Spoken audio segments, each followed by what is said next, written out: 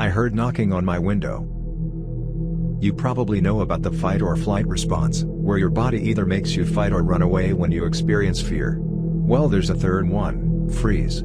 Your body gets so afraid you can't move. I'm a freeze person. Whenever I drop something, I just sit there for a second, frozen. When I hear creaking in my home, I freeze, and when I heard the knocking on my window, I froze. My room is small, and my bed is right up against a wall, where my bed is just the right height where my window is only a few inches above my bed. My room is also on the second floor, so I had an amazing view of the trees outside my home. I was sleeping facing left, away from my window and looking at my door, like I usually do. I was on my phone, scrolling through social media, zoning out, slowly drifting in and out of sleep, but then I heard something, a slight knocking sound. I sat up and looked at my door silently. I sat there for a few seconds, but eventually went back to scrolling. I froze. I was starting to get freaked out this time. I told myself that it was just my imagination. But I couldn't rationalize it this time, because this was the sound of knocking on glass. I could tell the difference. It was so clear. I couldn't move. I froze with the phone in my hand. It slowly turned dark, and then off. I didn't even put it down. I just sat there staring at my door, unable to see in the darkness. The slight noise of my fan groaned on as I sat there trying to think of an excuse to why this was happening. The trees outside my window were too far away for any stray branches to knock on my window.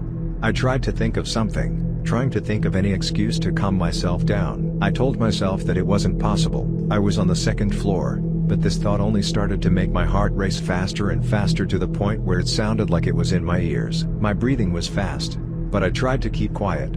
I tried to move at least a limb, but my body didn't let me. It was like I was paralyzed.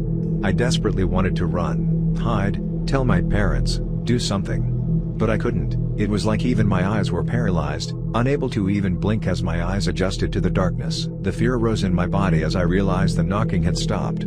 I thought it would be a good thing, but it was like waiting for a jump scare you knew was coming. The anticipation slowly growing as you know something will happen, unable to do anything, just thinking about how petrified you'll be when it happens. And then, it happened again. Violent knocking at my window. This definitely wasn't a tree branch.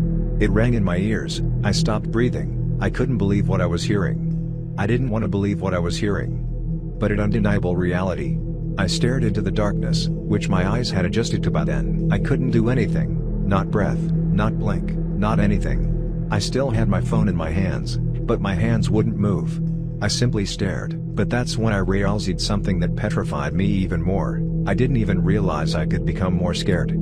I thought I had hit rock bottom, but I realized that my blinds were up. Whatever was knocking at my window was staring at me. It knew I was awake, and it knew I was paralyzed. This realization made me start to hyperventilate, and I desperately tried to force my body to move, eventually getting off my bed and running towards my door. I threw open my door, out of my door, and started running down the sidewalk. I wanted to get as far away from that person as I could. I ran until my adrenaline couldn't carry me.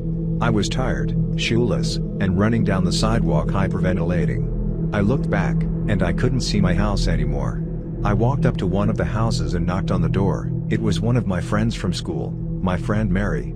She let me in and had me sit on the couch.